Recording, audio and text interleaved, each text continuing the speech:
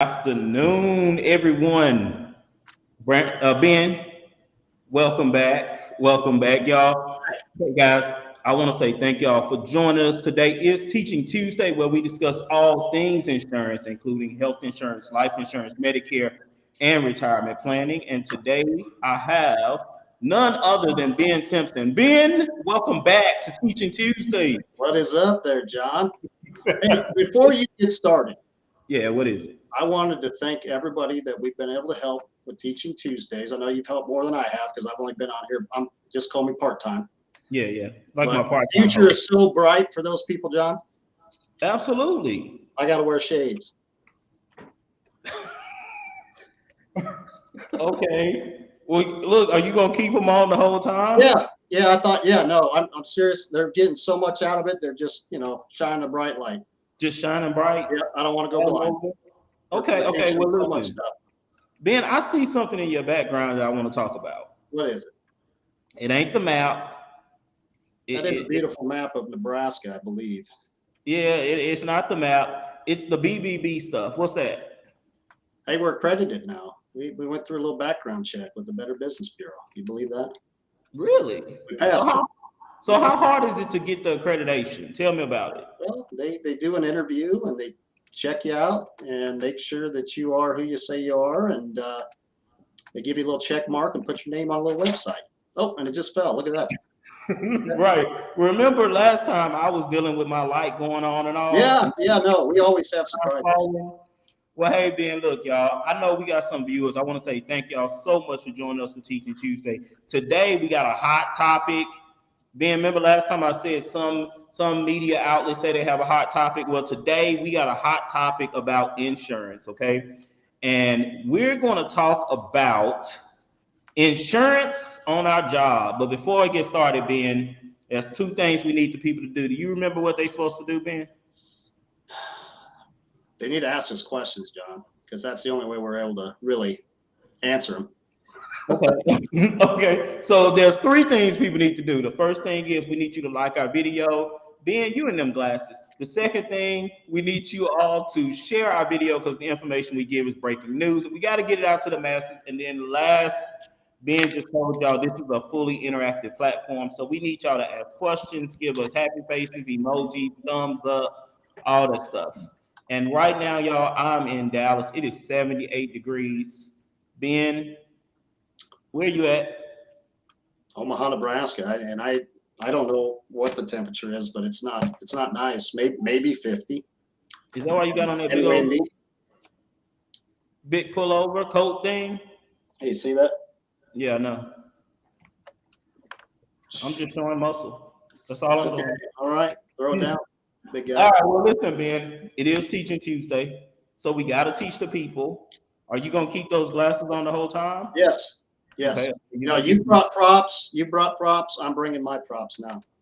okay. I don't have any props, no baby, no shirt, Okay, no hat, none of okay, that. all right. But I do have viewers, and they're coming in to watch what we talk about in Teaching Tuesday. Brandon Woodbury, thank you so much for joining me amongst a whole lot of other people. So today, guys, we're going to talk about the pros and cons, or why you need to have additional insurance other than what you have on your job. And we're talking about specifically life insurance. Okay, Ben? You betcha. So I know you got a lot to say.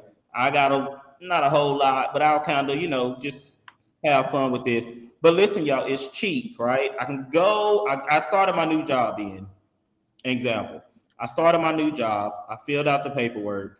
I checked the box that said I need life insurance or I want life insurance, and I turned it in. And every 2 weeks, $3.50 comes out of my account or out of my check to pay for my life insurance. Okay, I got 1 year salary on my life insurance, which is right around. I'm a baller. Okay, so I'm making about 75,000 a year. So I know I have my $75,000 life insurance. So the reason I want to talk about this so much, guys, is because I've had several prospective clients that come to me and they say, John, I want to get this life insurance, or Ben, I want to get this life insurance, but my spouse or my daughter, they told me that I have life insurance on my job, so I'm just going to stick with that, okay? And every time that happens to me, Ben, I want to pull the person to the side and like shake them and be like, listen, there's more to this subject than just getting life insurance on your job. But I don't want to like make them feel uncomfortable. So I'm going to say something, John, that you're going to disagree with. You know what I tell my clients? what? Buy as much as you can through work. Okay. What? But But if you rewind a little bit, you said it was $3.50. Why would I right, say that? because it's so cheap. Right, right. So take that policy. Take it. And And then what what we're else? going to do, John? Then what we're going to do? What's the next Okay. step? So I'm gonna give you an example of a situation that's happened to me. And Brandon, I see your question. We're getting questions. Brandon asked, "Do you have to take physicals and stuff?" The good thing about your life insurance on your job is that you never have to take physicals. You never have to answer health questions. So everybody usually qualifies for a policy on your job, right? But like anything, when it's easy, there may be more to it than what you know. Okay, so that's what we're going to talk about, the pros and cons. Specifically, we talked about the pros, but let's talk about why you should also have life insurance on your job as well. So, Ben, let's talk about it. The first thing that I'm going to say, and I have a checklist, Ben.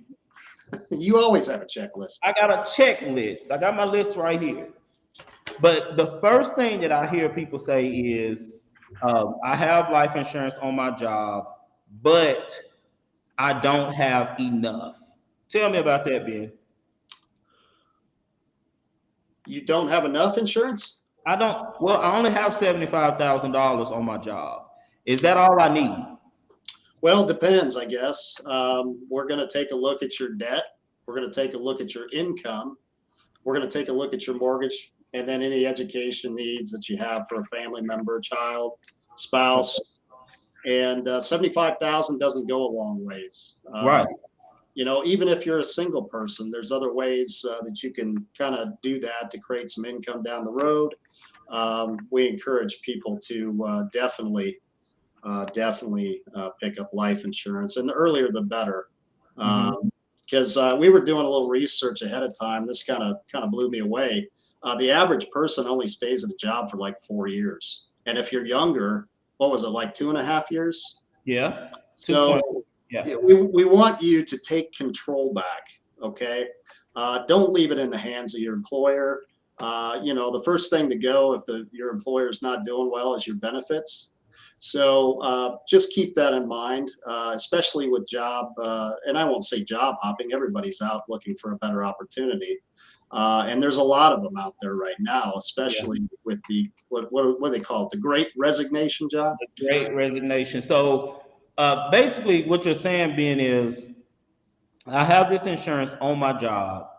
I may stay at that job for 4 years, right? And I may decide to go self-employed, or I may go to another company that may not offer that benefit.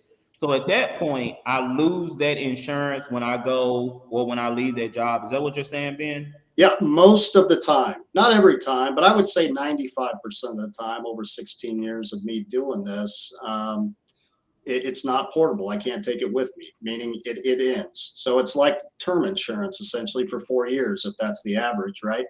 Right. So I leave, it's done. I start over. Maybe the other employer has coverage, maybe they don't.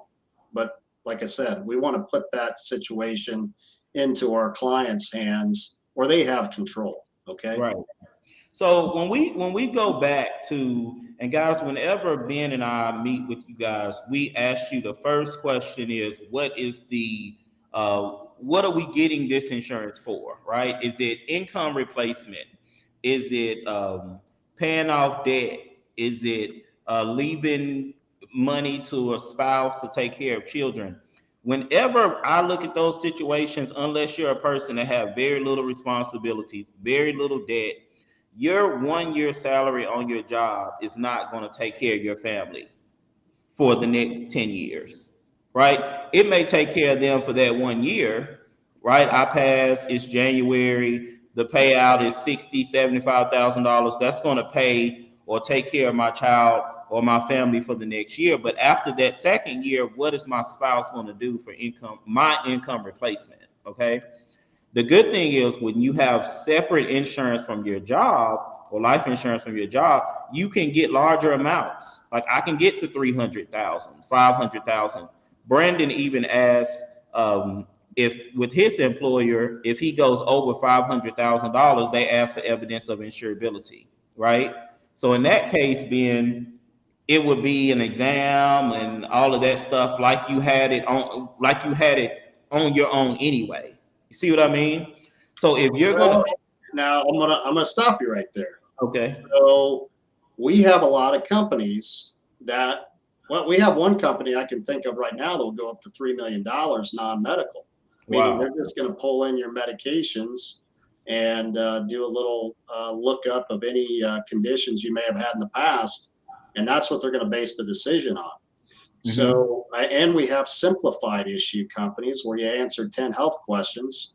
I think the max is 400,000 on those products, hmm, uh, and you're done. So really, it's gotten a lot easier to qualify for larger dollar amounts than it has been, gosh, in the last 10 years. yeah.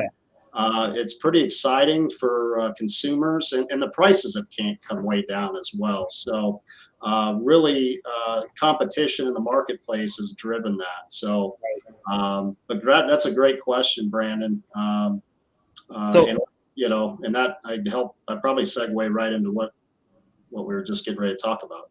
right. Well, so Brandon is saying with his employer, he has to do a medical Correct. exam. The good thing is, Brandon, if you get it outside of your employer, many times you don't have to do that medical exam to go up to $3 million in coverage, right? So why limit yourself to what your employer is going to give you when you can go separately and get it on your own? That's a good question, Brandon. Thank you for asking that. Um, what about the ability to take it with you at retirement? And this is a deep subject. So I stay on my job being I'm 38. 38. It just I'm don't, older than don't that. get there. But look, I'm 38 years old. I'm gonna stay with my job for the next 30 years. I'm gonna retire at 68. I've never ever went and got life insurance on my own. I kept it with my employer. At 68, when I have my retirement party, you know they're gonna have a nice party for me. I'm gonna walk up out of there with a Rolex watch because they give it to everybody. But what happens to my insurance now that I'm 68 years old and I'm retiring? Potentially it's going to go away. Like I said, it's not portable. And you know what's even worse, What's John? up?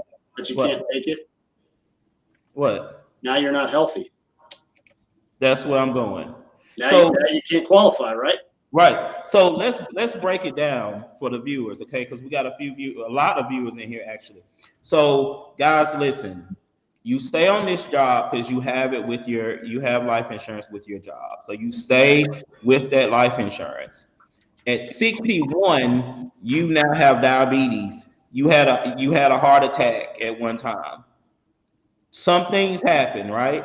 And now that I'm retiring and leaving my job, I'm going to lose my life insurance. So at that point, my options to get life insurance on my own is extremely limited because now I have health issues.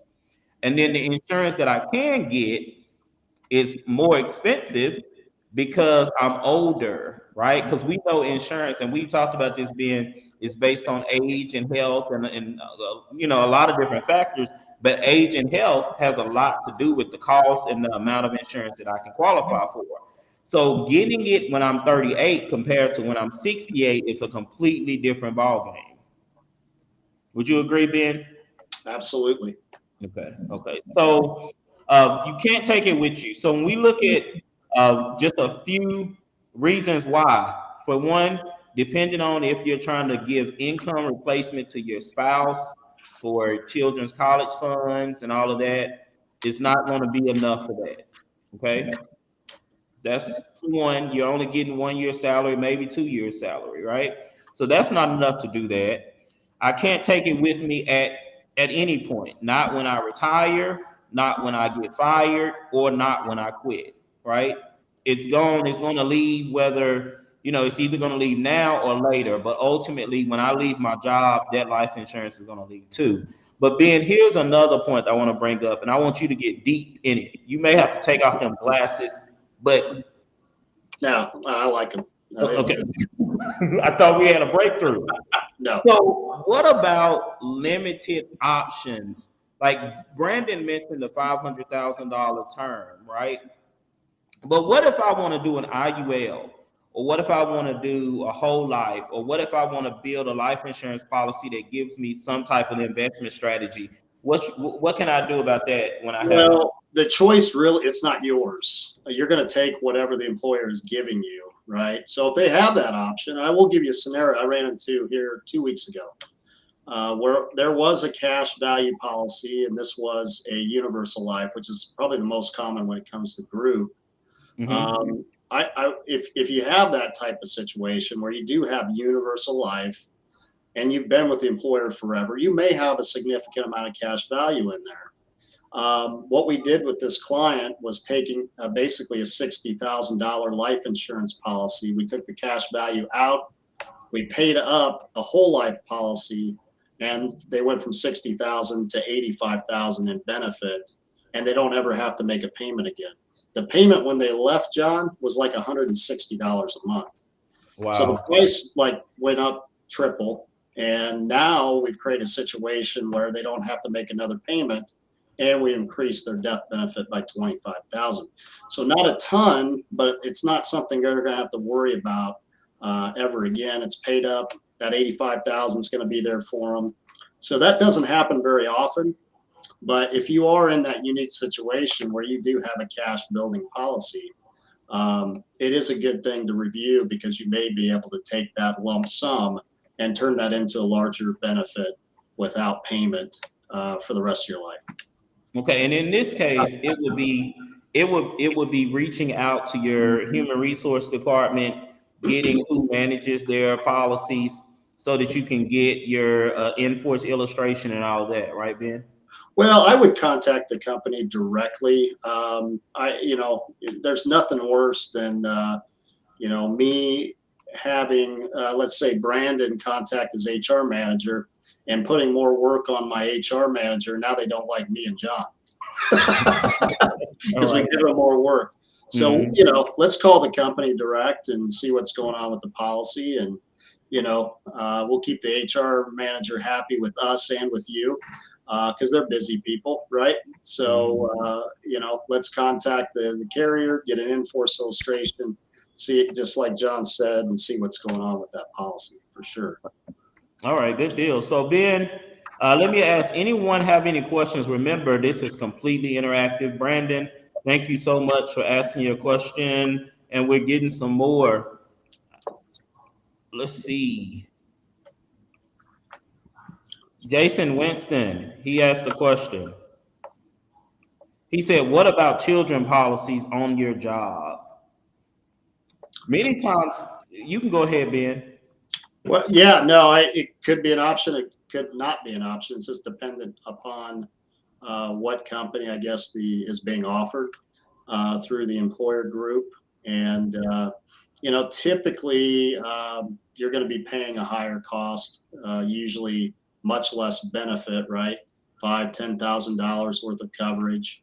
Going to be very minimal at best. And sometimes those policies are more expensive going through the group because you're paying pretty much the full dollar amount as if you were buying it on your own, but typically at a higher out of pocket cost. Okay, good deal. Thanks, Jason. So you heard that. Let me give you a scenario, Ben, and then I know we're gonna start wrapping up in a little bit. I try to keep them under like 25 minutes. But listen, so we just talked about one scenario of I just stay with my employer and then I retire and I leave, I lose the life insurance when I retire. But let me give y'all an example of a client that I had a couple of months ago. I'll never forget this one. So Ben, I had a client who her husband, he had insurance on his job, but he was sick, right? So he ended up leaving his job, not quitting and not being terminated, but eventually he got to the point where he was pretty much on disability, right? So he was on short-term disability for a while on his job, and then I think he was on long-term disability for a while. But eventually, there came a point where, and I don't know a whole lot about HR, but there came a point where the employer said, "Okay, we're going to remove you from payroll because you're out of sick time. You're on disability." At that point, guys, he completely lost his life insurance. Now, in this case, this gentleman eventually ended up passing. Well, when he passed and the wife sent in the paperwork for, his life insurance claim, they said he wasn't an employee anymore. Like, he was let go because he ran out of sick time and he ran out of disability 6 months ago. But at that point, he was completely uninsurable anyway. So I think, y'all, it's really important that, like being said, we take personal responsibility for our life insurance needs. Don't depend on your employer for life insurance. Because when the employer changes budget cuts, benefit cuts, the first thing they're going to do is cut those benefits, and you're not going to have coverage. Kayla, thank you so much for coming in. Kayla's another Thanks, agent. Caleb.